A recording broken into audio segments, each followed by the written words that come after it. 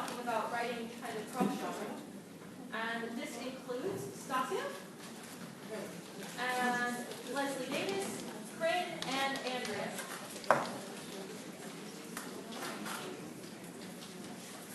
Oh wow. They've changed it up. We haven't told them so.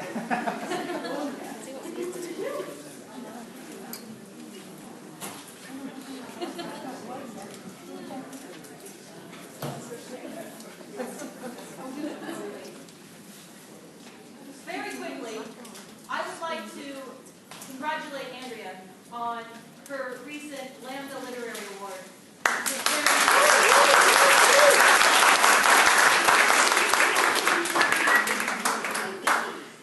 So this is for you, and congratulations. Clean Slate is available, and obviously it's an amazing book, and I highly recommend you buy it. Thanks very much. Just take a seat now for a moment. Okay, this panel is called Try Something New, and to be quite honest, I didn't have a clue what to do with it, so I'll try something completely new. As Vic has just said, earlier this week, my novel Clean Slate won a Lambda Literary Award, so I thought I'd give you a little sneak into it. Clean Slate is about Morgan and Aaron Masters, and at the beginning of the book, Morgan gets injured and she loses a huge chunk of her life.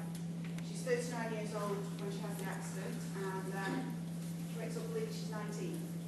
She's trying to get her life back on track, and at this point, she just had a major realisation.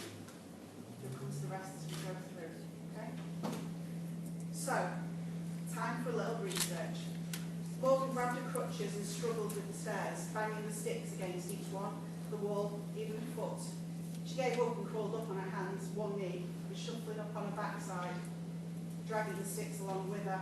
She was out of breath and sweating by the time she reached the top of the stairs. Doors to the left had a picture of Scooby-Doo with pink glitter spots added to the collar. It's got to be Manny's room. The next door was ajar, bathroom. The one next to that had a sock partway across the threshold like a wounded soldier trying to claw for freedom. Not that one either. She slowly pushed open the door to Erin's room, their room. 3 walls had been painted a soft cream colour and the 4th was a rich purple. Furniture was chunky solid pine with matching wardrobes, drawers and a dresser spread throughout the large room. A TV sat on the middle bookshelf, but the power cable lay coiled around the base of it. The rest of the shelves were filled with books. She hobbled over and started looking at the titles. Oh my God, there are so many. How am I supposed to find a manual in this lot? She pulled out a phone and started texting. There are hundreds. Which one do I use? Nikki, her best mate's response was instant. I don't know. Read the blurbs on the back. I'm not kidding. There are hundreds. Ask Amy. Amy says, do you want a romantic story or a sexual how-to guide? No. What does Erin like? Amy says it depends what mood she's in. Thanks. Which does she think is hot? Amy says she has a few favourites, but they're all about characters and not really about smoking hot sex scenes. The phone buzzed in her hand and made her jump before she could answer it. Hello? I swear you two like fucking kids. Amy tutted down the phone. Are you in the bedroom looking at the shelf with the TV on it? Yes. Would you like my help? Yes. Well, then you need to answer these 3 questions. What? Give me a break. She could hear Amy's laughter down the phone, and she knew she was in so much trouble. No, I'm the one asking the questions. First, does this research trip mean you and Erin are getting back together? Maybe. I don't know. She wants to take it slow, but we kissed, and she said she needs some time, so I think maybe. Cool, got the picture. So why do you need to read her romance novels? Well, I don't quite remember. You see, I hadn't been with. My memory starts with. Oh, you're a virgin. Well, you You're not, but you get what I mean. Nikki, stop laughing and get off the floor. So what do you remember? Well, I remember kissing. Yeah. And that's it. Just kissing. Oh, kiddo, you were so innocent. 19 and still just kissing. Nikki, get off the floor and behave yourself. Jesus, you're worse than a baby. So, do you need, like, a guide to the birds and bees of lesbian sex? No. Jesus. I understand the principles. But Erin's going to remember what it was like before. She's going to expect me to know what to do and get the idea of where stuff goes, but, like, I'm supposed to do when I get there. Well, do you know what? Ask Erin. I can't do that. Why not? Well, I should know this stuff. I'm like an idiot. No, Morgan, Erin won't think you're an idiot for asking what will bring her pleasure. I can guarantee you that. Won't you think? It's humiliating. Morgan, if I were in Erin's position, I think it was wonderful. What? Why? Well, she'll be the only lover you know. That makes it incredibly special. But what if I can't? You know, it's the phone, she can't see me on this. What? Well, you know, orgasm? Yeah. Morgan, you're almost 40 years old. Trying here, Amy. Trying, really trying. I know. Look, Amy, Erin is a wonderful woman. You need to talk to her about your concerns. She'll help, advise, whatever. Doing is the best way. So I shouldn't read any of these? I won't say that. Amy gave her a list of 5 targets, just to get started.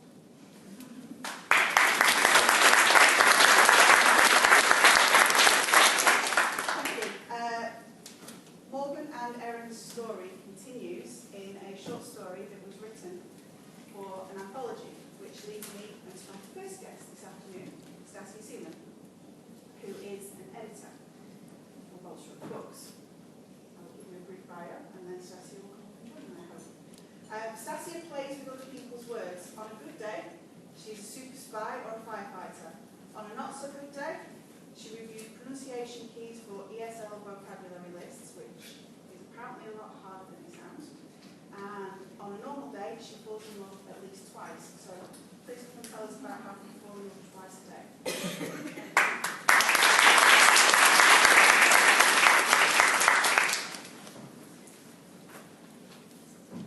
Oh, go for it.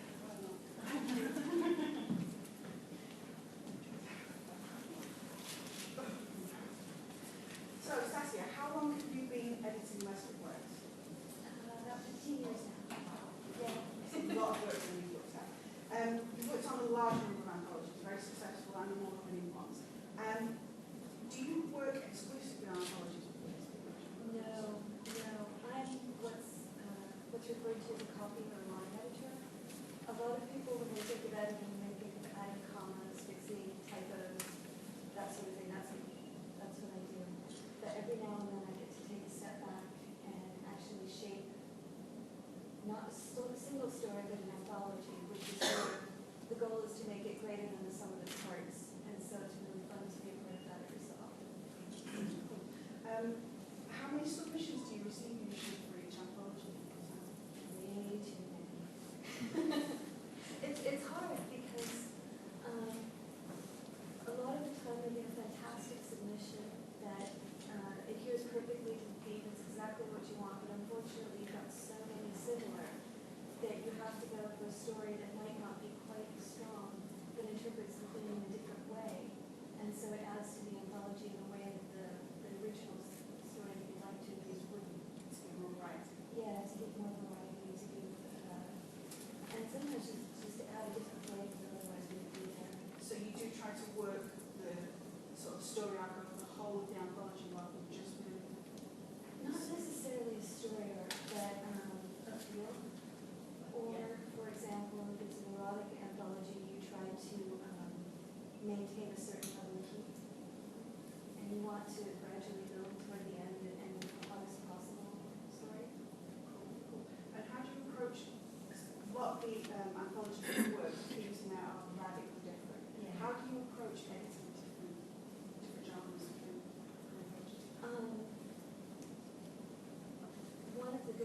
about editing the anthologies that they're short stories, which is completely different to editing a novel. Every word counts.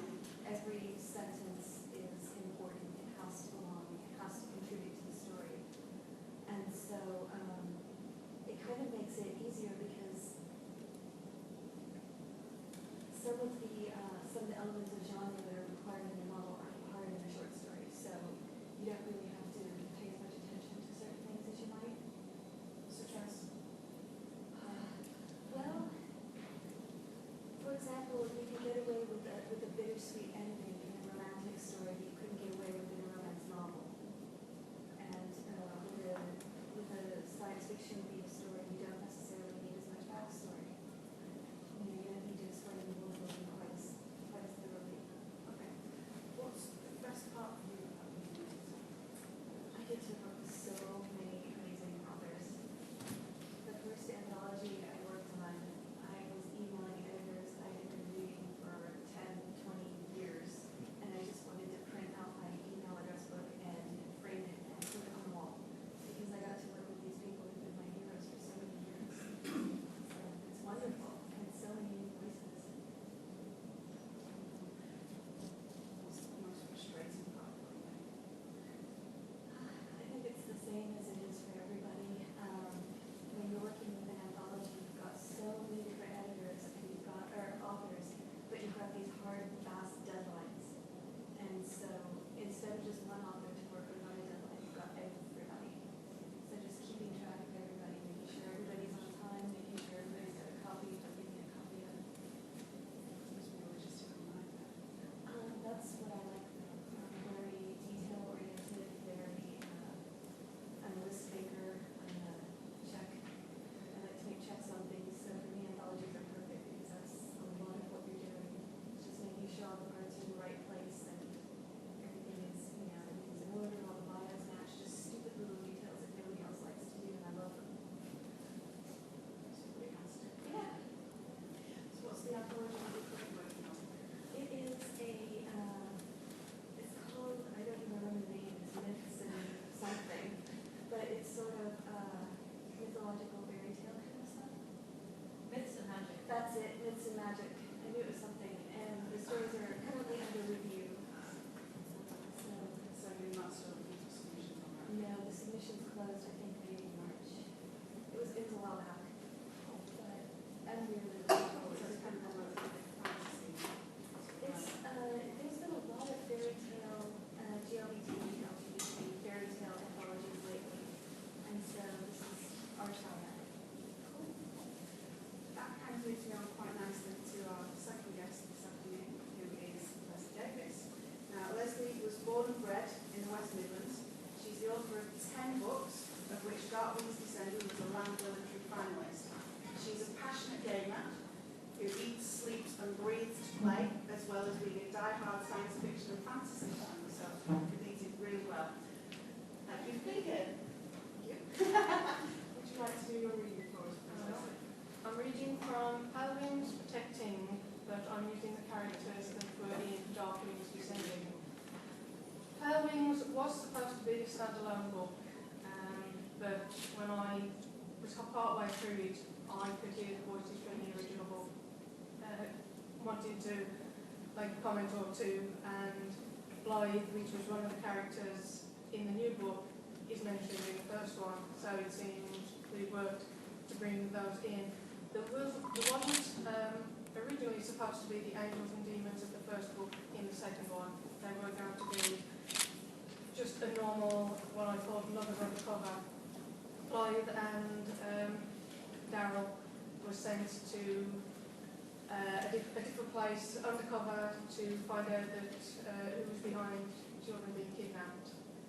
And because there was something else going on, Rafe and Ashley from Dark Wings ended up coming in and making themselves more than known. And this is their piece before they get sent in. Ashley, Rafe's voice called out from the hallway. I pulled up just as you were opening the front door. How's that for perfect timing? I've missed you all day. You're home early for a change. Ashley leaned up to kiss Rafe's lips in a welcome of her own. Not that I'm complaining. Dean kicked me out of the office. I'm on call if anything comes in tonight. Ray rocked Ashley gently in her arms, but for now I'm all yours. Feel like I can take out? Ashley chuckled. You're such a cop. If your food doesn't come in a carton or in a pizza box, then you think it's not worth eating. Hey, I resent that insinuation. I can cook just fine. Ray argued without much heat. Frosty Claxton can't sweetheart, Ashley said as she slipped her hand through Ray's belt and unhooked her cell phone. She speed-dialed a restaurant and gave their regular order, then replaced the phone and patted Ray's side. It will be here in less than half an hour. She pulled back deliberately so she wouldn't be distracted by the sparkling tension she could see glistening in Ray's eyes. We don't have time to take for what you're envisioning in that sexy brain of yours. What's wrong, Ash? Ashley took a deep breath that straight away altered Ray's mood. What's wrong? Ray's voice changed to her serious cop voice, and Ashley immediately wanted to cuddle in close to soothe her. Calm down, Tiger. Nothing big, bad, and demonic is making their appearance now tonight. She paused, then added, that I'm aware of anyway. I just wanted to check something with you. Have you heard from Blythe at all? Blythe? No, not recently. The last time I was in contact with her was reporting we'd caught the killer. She held a profile for me. She's undercover on something now, so I'm not expecting to be able to chat to her. She's in Connecticut, right? Ray went very still. You know she is. I told you that. Her eyes widened. Why? Have you heard something about her? I haven't heard anything about her, so calm your fears, sweetheart. There have been some stirrings in the ether and some mutterings reaching ears. Mutterings from the angelic or demonic grapevine you have access to. We are the good guys. There seems to be something kinky going on in that area, and I recall you saying Blythe was there. Kinky? It's a technical term, Ashley grinned at that, reaching for Ray's hand and making sure they were touching again. Word is there might be a demon there, but whatever it is, it's staying off the angelic radar. Ray puffed. You know, for all-seeing, all-knowing entities, they need a better system to keep track of the demonic forces that are roaming over Earth. Ashley nodded in agreement. Still, something is pinging and drawing attention to that area, and it made me think of Blythe. Do you think there's a connection between that and the case Blythe is working on?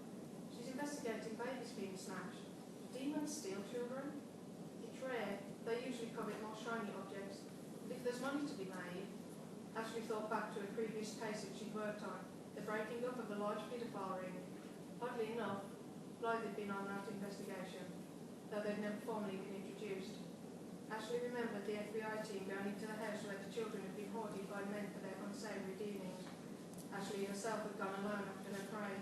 She tracked down the demon running the distribution of the videos taking of the abuse. He'd been banished to hell for his involvement and for daring to come topside. This punishment was nothing compared to what the children had been subjected to in the basement of the house they'd been found in. Is it a coincidence that there are rumblings of a demon where Blythe is, when I know you've worked on a case with her before? It probably isn't even in the same area where she is. It's most likely just a scavenger demon, a lower-class stranger doing nothing more than feeding from dumpsters. Can I warn her? Warn her of what? Can you really see yourself facing that call? Hi, Blythe. There might be some demon activity where you're living. It's not like giving people a heads up to look out for tornadoes, right? You'll only worry that you got more than your bell rung when you were attacked. Brave took Ashley close. Oh, I got more than that, and you damn well know it. I got my own personal front seat into watching hell walk on earth.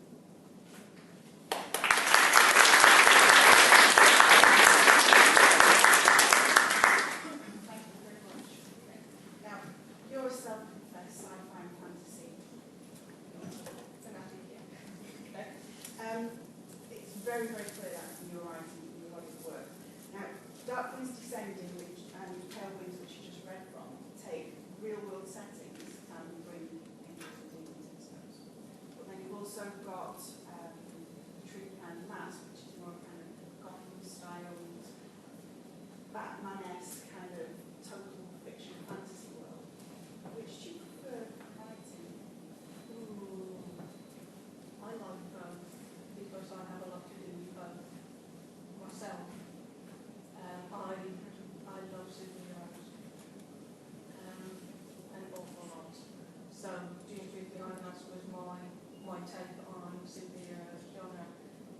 With Dark Wings and Pale Wings, I like cop shows, and I really wanted to do a cop story, but it was never going to be a normal one. And I don't see any point in me trying to write normal because it just doesn't work. So, and I have more fun. I wanted to have in Darkwing's Rafe, who is surrounded by all these very strange things going on, to be the voice that a lot of us would be, where you just turn around and you go, really? Which would be the skeptic. Yeah, which I have to admit would probably be me. So I wanted that. I do like my superheroes, and I have been asked to write more of those. At the moment, I haven't got any story to go on with that, but there will be another one in the wings because that can go on very much. As long as there's a heaven and a hell, I can go with that. You say that writing normal doesn't work for you. I beg to differ on that one. So you have Plain Passions game where you've got a contemporary traditional romance. So, I beg to differ. Do you approach writing the two genres differently? Yes, Playing Passions game was a test I gave myself, and I write what I would class as a normal lesbian romance. But it's not completely normal because we have the whole world of gaming, and that's another world that I inhabit. And that was a case of, yes, I wanted to do the, you need to fall in love, there's no angels, there's no demons, there's no anybody wearing masks, but there's a whole other subsection of gamers out there. It's very much a halfway house for you. Yeah. Okay. Where do you get your inspiration from then for your stories? Oh gosh, everywhere. I'm a bit of a devil for sitting watching TV shows and thinking, I could so do that better. And so wanting to do my version of that, which then, thankfully, people don't recognise from where I've got the ideas from. Some have caught on, but they've got to be in that, they've got to like that kind of TV show as well, to go, that's a bit like me. So have you got a background in writing fan fiction at all? Yes, years ago, back in the day of old computers, I did teen fiction, and then one for CSI. But I haven't, as soon as I started writing my own stories, I had written the first 5 books around that time. But then I did the fan fiction, but as soon as I started writing my own books, I had to leave the fan fiction behind. To make the characters confusing? Yes, I think sometimes it's very easy to see those who write fan fiction, because there are a lot of books that you read where you go, and that's it. You can see how they're described, you can see their character, you can see storyline, oh, there's a redemption coming up, and it's like, yeah, keep going through. And with there are a lot of fantastic fan fiction writers out there. And I wish some of them could write books, because the way they develop their worlds are awesome. But you end up, you've got to be so careful not to bring those characters with you. It's got to be an awful lot of writing characters with special abilities and superpowers and things like that. What's the greatest challenge to doing that? Making it that it does seem real. Truth behind the mask, they were going to have superpowers. And I decided to, instead of going the X-Men route, to go on the Batman, so it was all gadgets and their own abilities, because my main character, I wanted to be just that little bit different. She wouldn't be a superhero that you'd expect, which is why I had her death. She would have been blind, but I caught the film Daredevil just before I wrote it and thought, oh God, so I had to change it. I wanted them to be vigilantes with a more Batman leaning, that they were normal, which is why they could get away with not being noticed otherwise in their real life. Okay. So who's the favourite character created then? Trent. I'm not even gonna pick anybody Okay. else. that's what I eat, sleep and breathe. And she's also one of the ones that I had the most feedback from other gamers that have gone, oh, thank God, finally somebody we can relate to. And she gets an awful lot of recognition, not just for the gaming, but for the character itself, and that's a really nice feedback for me. Because when I wrote her, I wasn't sure how she'd be accepted. And I had a lot of people come and say, well, I wasn't going to read the book because it's gaming. And then they read it, and then they were emailing me, asking me what game I would if it was for them, because they were going to get into gaming now. So what are you currently working on? I'm working on the spin-off from Playing Passion's game. It's out 2015. There will be a sneak preview for it tomorrow. It's new characters, we're going to meet some different people, but there is a big piece for Trent and Juliet because there's no way they can be like that. Excellent. Thank you very much, Lesley. Thank you. I'm now going to introduce our final guest this afternoon, who is Crin Claxton. Now, sexy vampires and dead drag queen spirit guides are not Crin's only recipes for delighting audiences. As a theatre lighting technician and designer, she's used to casting the limelight on others while revealing her culinary skills in the Butch Cookbook. What's your signature dish? I think it's barbecue chicken. Nice. So what made you start writing, Crin? Did you read it first? So, I'm going to stand.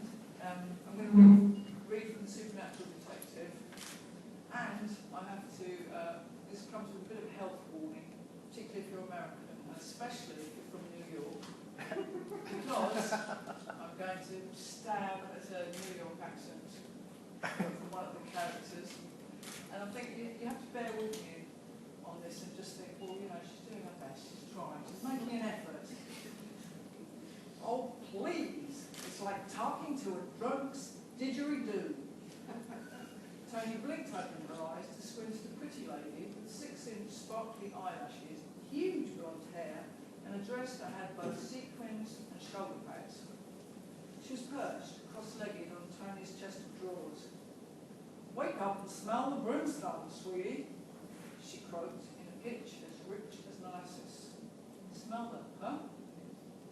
Tony, you're 38. Lord knows you're practically mature. It's time you acknowledge your psychic abilities. What's to lose? It's not like you have a lot of other abilities. How rude you are, strange lady perched on my chest of drawers. It dawned on Tony that she wasn't so much a large femme as a small lady boy. Call me Deirdre, she said, and call your father. He knows what to do. Tony closed her eyes at talking to her father about anything psychic.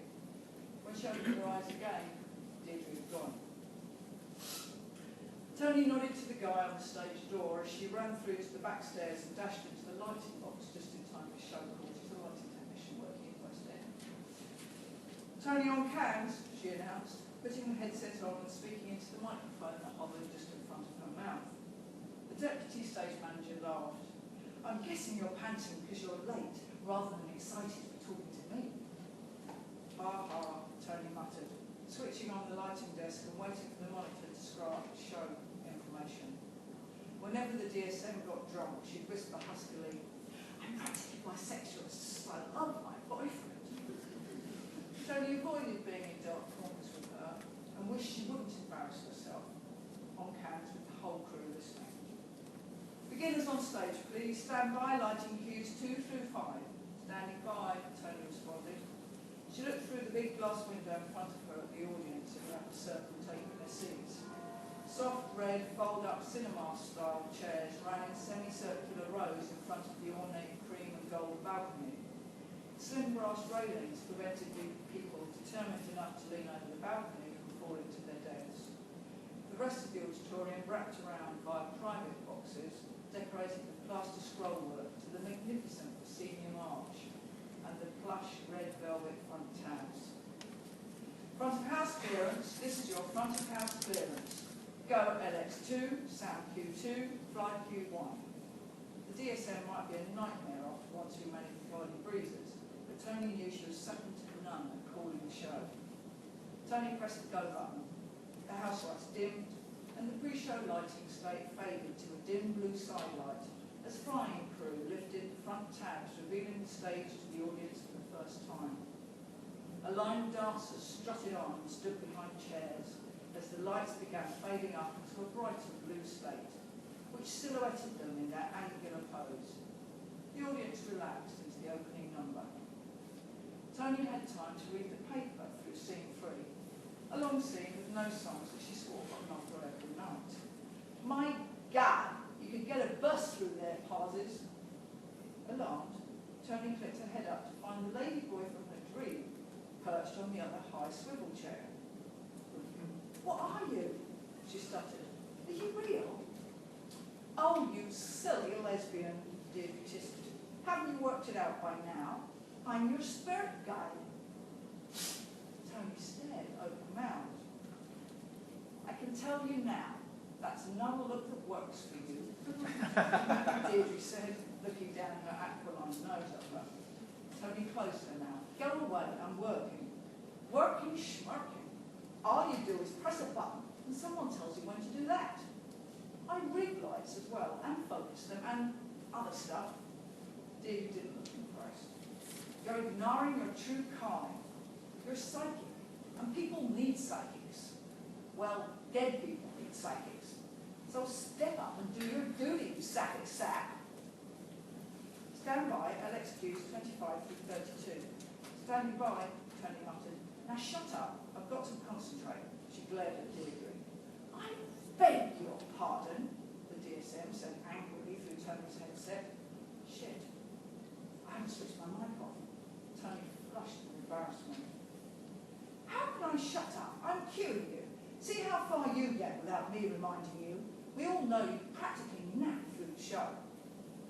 Deirdre snorted as Tony wondered how the DSM could possibly be so snippy. Usually people at least had the courtesy to sleep with her before they spoke to her like that. Sally Bowles took her bowler hat off. That was LXQ 25. Tony was sure of it. The DSM was deathly quiet. Should Tony go anyway? Sweat broke out on her forehead. Her finger hovered over the go button. Go cues 25 through 32. Tony hit go. Would you like my assistance in future? The DSM said prissily. Yes, I wasn't talking to you. Who are you talking to then? Is there someone in the lighting box with you? The DSM said sharply. No. Tony glanced at Deirdre, who was reapplying lipstick and colouring through her wig. Someone else is coming. Be ready, she said out of the corner of her mouth. Tony switched off the mic. Who? You see dead people, honey. Get used to it. And also, get some advice. I told you, go see your dad. Tony looked Deirdre up and down. Are you dead? Hard to believe, I know. But don't feel bad for me. This beauty will never age. Deirdre patted her nose with face powder. You'd tell me if I had sheen, wouldn't you, honey? Huh? Tony peered at Deirdre in the dim light of the lighting box. Tony, what's the matter with you tonight? Go LX33. Tony looked around to see a scene change taking place in full light. Quickly, she plunged the stage into a pale lilac glow.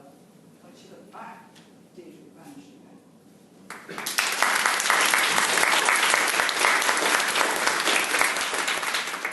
Very much again. So, what made you start writing? Beginning ever. That's it, like creative writing at school. I loved it, and I'm very lucky that both my mum and my dad have encouraged me from very, very young to believe that I can do it. So I don't think that I'm the most fantastic writer, and some days I don't even think that I'm a writer. But I had an amazing amount of encouragement that I think built my confidence and ability to be able to create and then to have the confidence to send that out to publishers to get it published, which I think any writer today, you need to have a bedrock of confidence to be able to get your work published and to get your work out there and to cope with being edited and to cope with being reviewed and to carry on believing in yourself. So we've got vampires, we've got ghosts, Charlotte. What is it that draws you to the supernatural? I'm pagan and I have always been fascinated by magic, the creation of magic and the dramatic imaginary side of magic. So both magic in the way that I practice it and I know it in my life, but also in the magical worlds in writing and literature that can be created. And there's enormous license for me. I don't know why, but I'm always drawn to writing very real things that have a magical or supernatural element to them. So my first book is a vampire book, but it's very urban, it's very street, it's sort of, the main character works in a club. Her love, the woman that she meets, has a lingerie business. Like I say, very real, or very real in my world. And in this book, in The Supernatural Detective, one is a medical herbalist, and Tony, as you can see, is a lighting designer. But Tony sees ghosts, so you get into the whole ghosts as characters, but they appear in a very ordinary, everyday way within this book. They are ghosts, but the characters don't have anything particularly ghostly about them. In fact, they're incredibly down to earth. And I love that. I love the combination of that for some reason. The juxtaposition. Yeah, the juxtaposition, I love the word, yeah. Solid dictionary this morning. So from what I know of you, from what you said there, Tony's a lighting technician, so Yes. I as a medical herbalist, so yes, and then a lot of your humour I see in supernatural texts as well. And you psychic as well. No. Not really, no. I believe very strongly in premonitions, and my mother was Roma, my part gypsy. So I have very deep beliefs around your destiny, being able to change your destiny, being able to work with things that are unseen, and spirituality in a very general sense. But I'm not psychic, I don't talk to ghosts myself, but that's where your inspiration is. Cool. There's also a lot of humour in this book, as we just said, but there's kind of a darkness to it as well. And I don't just mean the creepy ghosts and the really creepy bad guy at the end. But it's more about the way you touch on mental health issues, specifically with how children deal with their parents' mental health issues. It feels like that's a really important message that you're trying to get across in that. Why is that?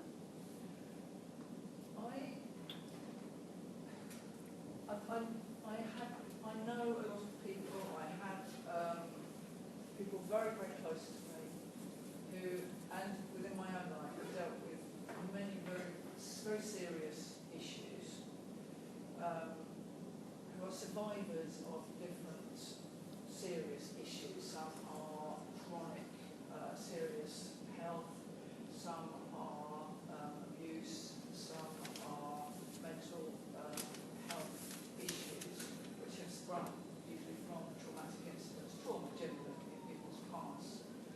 I, at the moment, like to write humour and through humour, but I'm very much centred in a way in this world, in a world where people cope very bravely and often with humour, with very serious issues. So those issues come into my writing in a way that I hope is sort of marries with the book and it's easily digested within the book, if you see what I mean.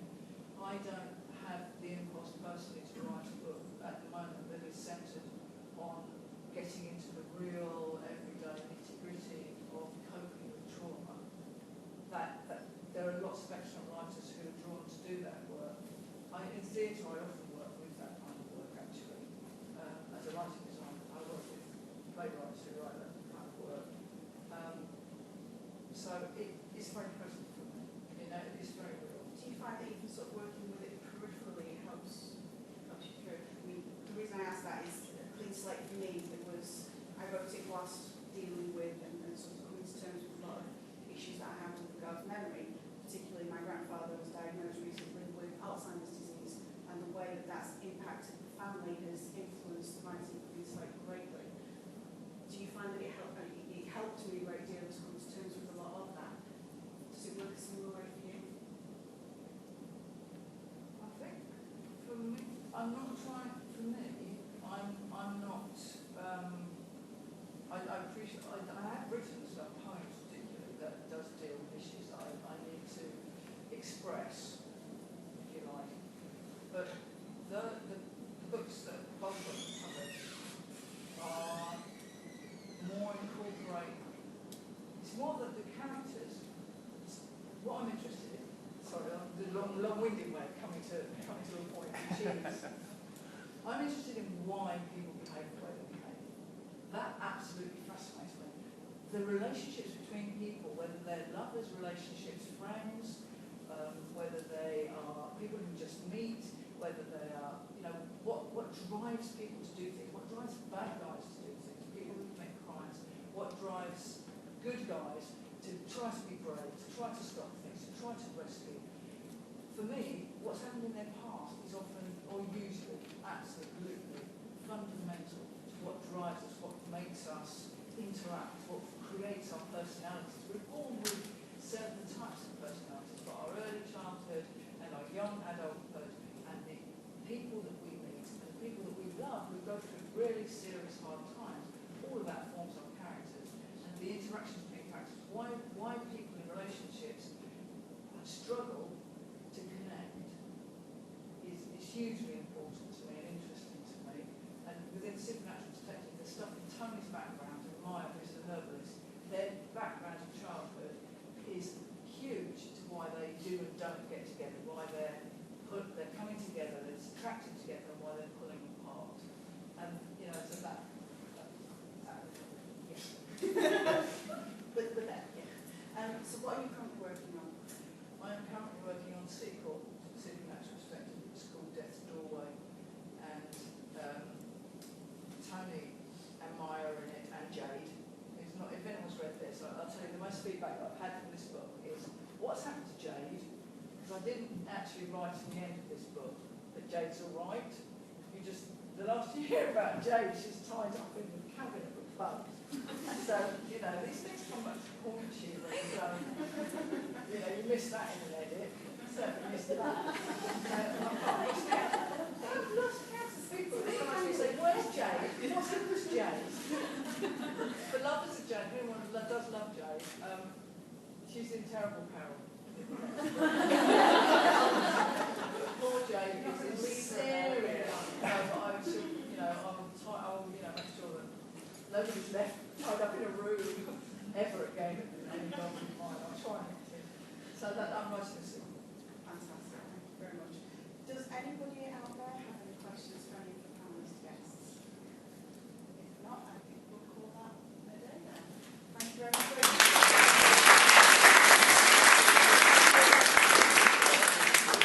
Right, we're going to take a very brief break while the next panel gets set up, which evidently has something to do with wigs and other things. I don't question anything anymore. So